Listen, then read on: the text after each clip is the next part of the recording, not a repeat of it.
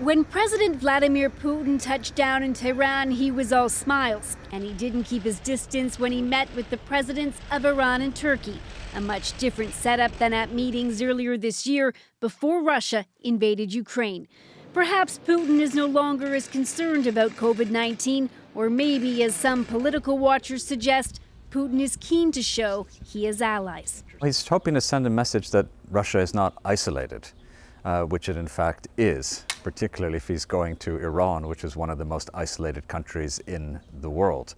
Russian state media reported that Iran's supreme leader, Ayatollah Ali Khamenei, told Putin that both of their countries need to be on guard against Western deception.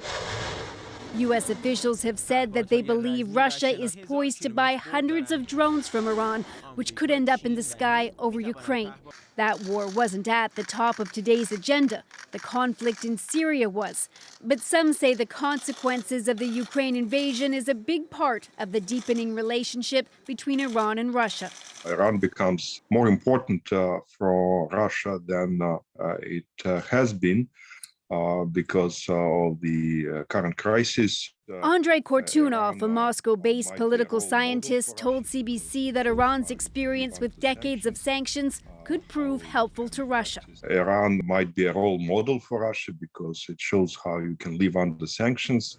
This evening, Putin said Russia and Iran agreed to implement major joint projects without getting into specifics.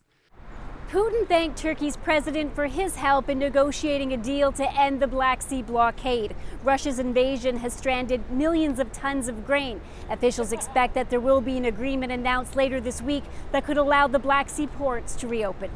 Briar Stewart, CBC News, Toronto.